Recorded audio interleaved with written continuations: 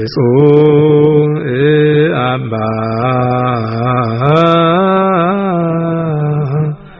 ገብረ መንፈስ ቅዱስ።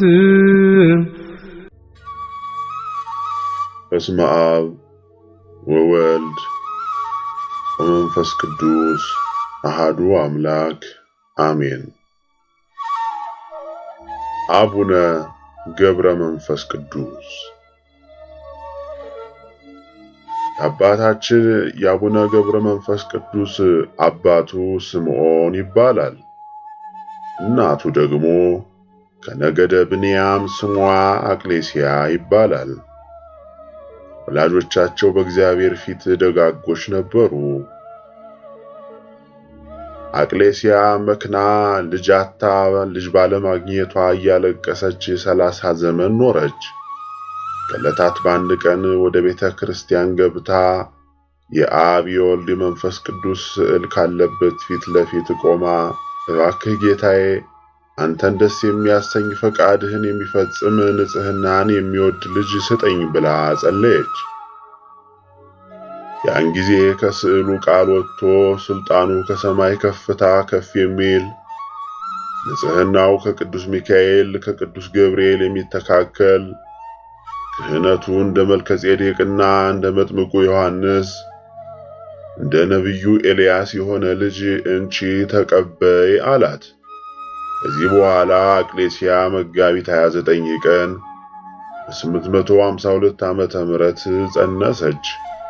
በታኅሳስ 29 ቀን በ853 ዓመተ ምህረት ደምግባቱ ያማረ ልጅ ወለደች። መልአኩ ቅዱስ ገብርኤልም በሰው አምሳል መጥቶ የዚህ የልጅ ስሙ ገብረ መንፈስ ቅዱስ ይሁን አላት። ከዚያን ጊዜ ጀምሮ መልአኩ እንዳወጣላት ገብረ መንፈስ ቅዱስ ተብሎ ተጠራ። በዚያን ቀንም ሕፃኑ ተነስቶ ከእናቱ ጭን ወርዶ ለአብ ለወልድ ለመንፈስ ቅዱስ 3 ጊዜ ሰገደ። ዳግመኛም ከጨለማ ወደ ብርሃን ላወጣኝ ለአብ ለወልድ ለመንፈስ ቅዱስ ምስጋና ይሁን አለ። ከዚህ በኋላ እናቱ አላቀፈችውም፣ ጡቷንም አልጠባም። ያን ጊዜም ከዚያ የነበሩ ይህንን ተአምራት ያዩ እንደተደነቁ እናቱም አድንቃ እጹብ እጹብ አለች። ከ3 ዓመት በኋላም እግዚአብሔር መልአኩን ቅዱስ ገብርኤልን እንዲህ ብሎ አዘዘው፣ ሕፃኑን ከእናቱ ክንድ ተቀበል፣ ብዙ ገዳማውያን ወዳሉበት ገዳም ውሰድና ከበራቸው አስቀምጠው። አበምኔቱንም ሕፃኑን ከበር አንስተህ ካንተ ዘንድ አኑረው በለው። ስለ ልብሱ ስለ ምግቡ አታስብ፣ ሕፃኑ የመንፈስ ቅዱስ ማደሪያ ነውና ምግቡም መንፈሳዊ ነውና፣ ይኸውም ከእግዚአብሔር የሚመጣ ቃል ነው።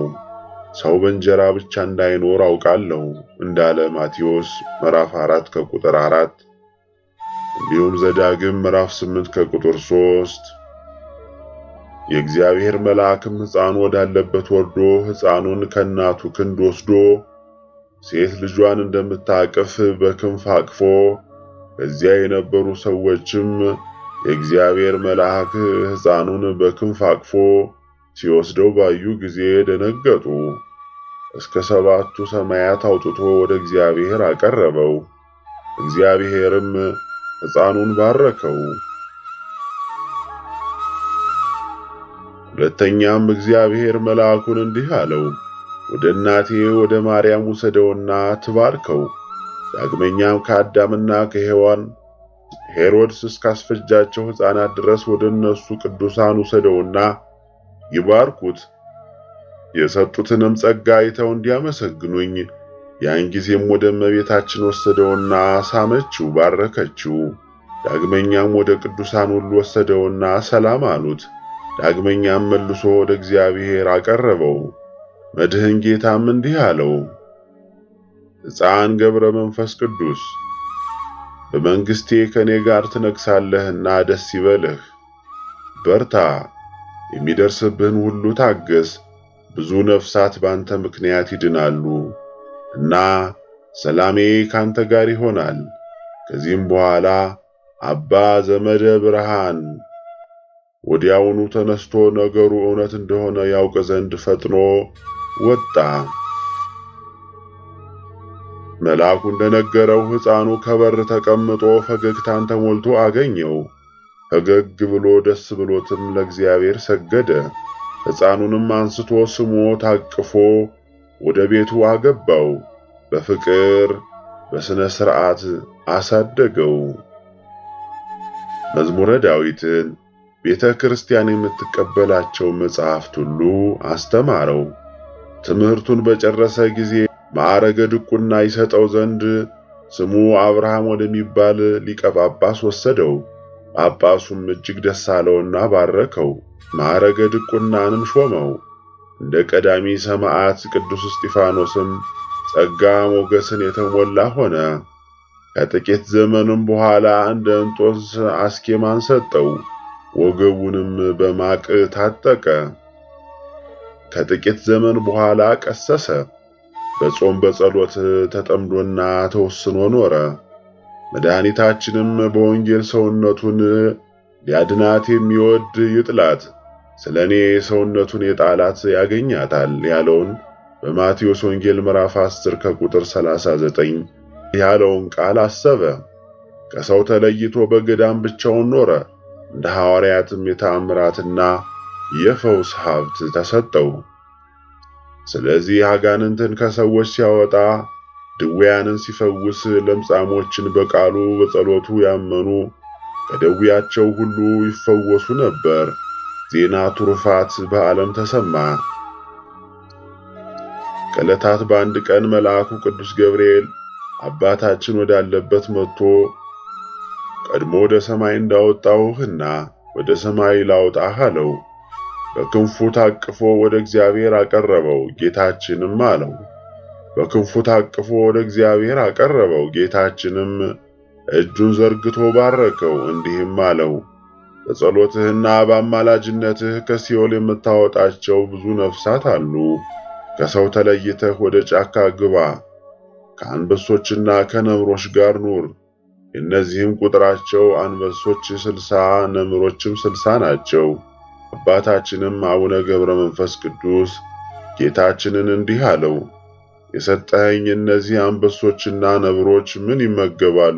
አለው። ጌታችንም እንዲህ አለው፣ የረገጥከውን ምድር ይልሳሉ፣ በዚያው ይመገባሉ። ወደ እኔ እስከምትመጣ ድረስ ይኸው ምግብ ይሆናቸዋል። ጌታችንም ወደ ቀድሞ ቦታው እንዲመልሰው መልአኩ ቅዱስ ገብርኤልን አዘዘው።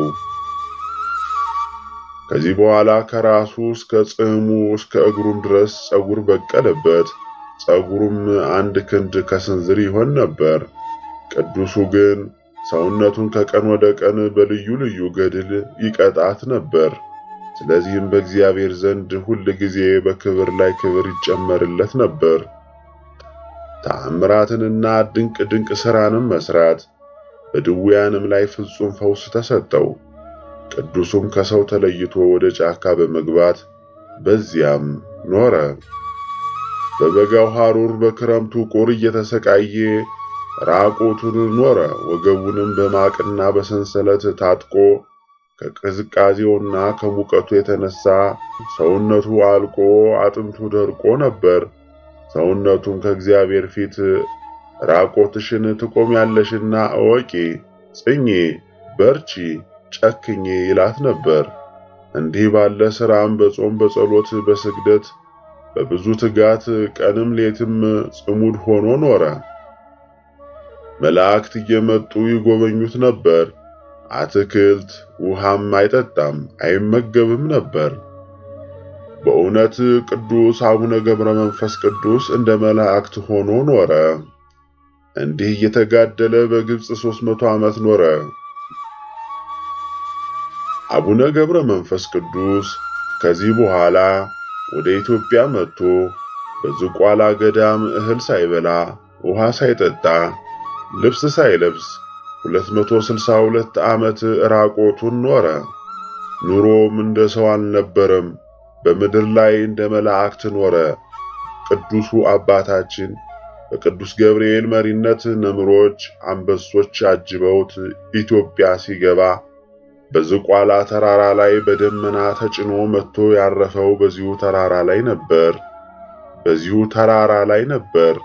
አባታችንም ምስራቁን፣ ምዕራቡን፣ ሰሜኑን፣ ደቡቡን ተመለከተ። የኢትዮጵያን ሰዎች ኃጢአትም ተመለከተ፣ አየ፣ በፊቱም የተገለጠ ሆነ። ዳግመኛም ወደ ባህር ተወረወረ።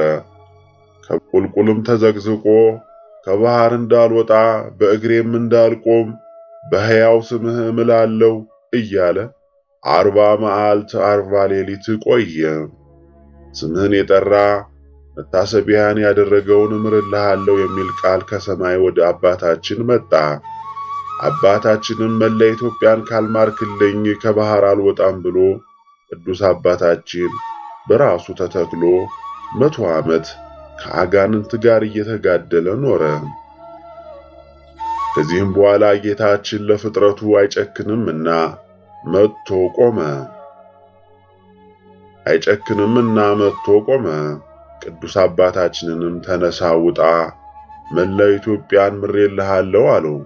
ሁለንተናውንም ዳሰሰው፣ ደህና አደረገውና ወደ ምድረ ከብድ ላከው። ከዚያም ወደ ሰማይ ወጥቶ ከፀሐይ በላይ ከሰማያት በታች 7 ዓመት ኖረ። ከዚህ በኋላ ወደ ምድረ ከብድ ተልኮ እንደ ምሰሶ የተተከለ ሆኖ 7 ዓመት ወደ ሰማይ ሲመለከት ቅንድቡንም አልከደንም፣ ራሱንም ወደ መሬት ዝቅ አላደረገም። እጆቹን ወደ ሰማይ ዘረጋ። ከዚያም በኋላ ሰይጣን ቁራ ተመስሎ መጣ። ዓይኖቹን ወደ ሰማይ አንጋጠው አገኛቸው። በፊቱ ላይ ተቀመጠና 2 ዓይኖቹን አነቆራቸው፣ አጠፋቸው። ከዚህ በኋላ ቅዱስ ሚካኤልና ቅዱስ ገብርኤል መጥተው ከፊቱ ቆሙና በ2 ዓይኖቹ ላይ እፍ አሉበት። ለዓይኖቹም ብርሃን ተሰጠው። ዓይኖቹም እንደ ቀድሞ አዩ። መላእክትም ወደ ዝቋላ ሂድ አሉት። ጠላቶችን ተበቀላቸው፣ ከሰማይ ፍጹም ኃይል ይሰጣል። ይህንን ከነገሩት በኋላ ወደ ሰማይ አረጉ። እርሱም ተነስቶ ዝቋላ ሲሄድ በመንገድ ከዛፍ ስር አርፈው 3 ሽማግሌዎችን አገኘ። ቅዱስ አባታችን ባያቸው ጊዜ በልቡ ልሰወራቸው ብሎ አሰበ። እነርሱ ግን ቶሎ ብለው ተጣሩ። እንዲህ ብሎ በእግዚአብሔር ዙፋን ተማጥነናል፣ 3ታችንንም በጀርባ አዝለህ አንዳንድ ምዕራፍ ውሰደን ሸኘን አሉት። በመጣም ጊዜ ሽበት የከበባቸው የደከሙ ሽማግሌዎች ሆነው አገኛቸው። ከዚህ በኋላ አንደኛውን ቀርቦ በጀርባው አዘለውና ከአንድ ምዕራፍ አደረሰውና ሽማግሌውም እንዲህ አለው፣ ከዚህ አሳርፈኝ፣ አንተ ደክሞሃል፣ የማትበላ የማትጠጣ ነህና። ቅዱሱም ሽማግሌ ሆይ ታውቀኛለህ አለው። ቅዱሱም ሽማግሌ ሆይ የት ታውቀኛለህ አለው። ሂድ 2 ጓደኞችን አምጣልኝ አለው። ተመልሶ 2 ሽማግሌዎች ካሉበት ደረሰ። ሁለተኛውንም ተሸክሞ ከዚያ ሽማግሌ ጋር አደረሰው። ሶስተኛውንም ተመልሶ ተሸክሞ ከ2 ጋር አደረሰው፣ ከነሱ ዘንድ አስቀመጠው። አባታችንም ከየት ነው የመጣችሁት? መዓዛችሁ ልብን ይመስጣል አላቸው። እነርሱም ቆሙና በአንድነትና በሶስትነት ተገለጡለት፣ አብርሃም እንዳያቸው። ያን ጊዜ የእግዚአብሔርን ክብር አየ። የእነዚህን አረጋውያን ፊት ተንቦገቦገ፣ ከመብረቅ ይልቅ እጅግ በራ። መላእክትም ወርደው ለክብር ባለቤት ሰገዱ። ሰማይና ምድር ተናወጡ፣ ተራሮችና ኮረብቶች ወደቁ፣ ዓለቶች ተሰነጣጠቁ። በዚያችም ሰዓት ታላቅ ፍርሃት ሆነ። ደቀ መዛሙርቱ በደብረ ታቦር እንዳዩ ለአባታችንም መለኮታዊ ሀብት ተሰጠው። ጻድቁም በዚህ ጊዜ እንደ በድን ሆነ። በራእይም ውስጥ እነዚያ አረጋውያን እርሱን እንዳዘሉት ሆኖ ያያል። እስከ 7ኛው ሰማይ አደረሱት። ወደ እግዚአብሔር ዙፋን በደረሰ ጊዜ እነዚያ 3ቱ በአንድ መንበር ላይ 3 አካላት በአንድ መለኮት አየ። ከሰውና ከመላእክት በፍጥረቱም አንዲት ምስጋና ይመሰገናሉ፣ አንዲትም ስግደት ይቀበላሉ። ቅዱስ ጳውሎስ እንዳየው። ክቡር አባታችንንም ጌታችን ቀሰቀሰው። ሂድ፣ ወደ ዝቋላ 100 ዓመት ሙሉ የተዋጉህን አጋንንት ታጠፋቸው ዘንድ የእሳት ሰይፍ ይዘው መላእክት ተከትለውት አጋንንቶቹንም በሰይፍ ጨፈጨፏቸው። ዳግመኛም ጌታችን እንዲህ አለው፣ የመረጥኩህ ወዳጄ ሆይ መታሰቢያን ያደረገውን ሁሉ ምሬልሃለሁ።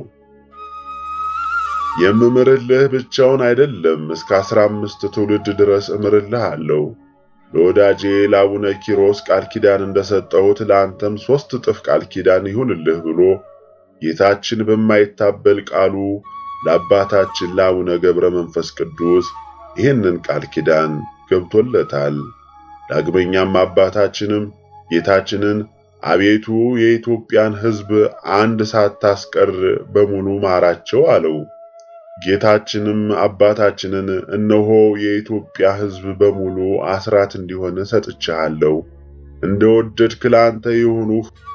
መታሰቢያን ያደረጉ በጸሎትህ የታመኑ ደስ ብሏቸው ለዘላለም ይኑሩ። አባታችንም በዚህ ዓለም 562 ዓመት ከኖሩ በኋላ በ1415 ዓመተ ምህረት መጋቢት 5 ቀን በዕለተ ዓርብ ከዚህ ዓለም በሞት በሚለዩበት ጊዜ ጌታችን መድኃኒታችን ኢየሱስ ክርስቶስ ዳግመኛ ቃል ኪዳን ገብቶላቸዋል። የአባታችን የአቡነ ገብረ መንፈስ ቅዱስ ጸጋ በረከት ከሁላችን ጋር ይኑር። በቃል ኪዳናቸው ይጠብቁን። አሜን። ወስብሐት ለእግዚአብሔር ወለወላዲቱ ድንግል ወለመስቀሉ ክቡር። ይቆየን።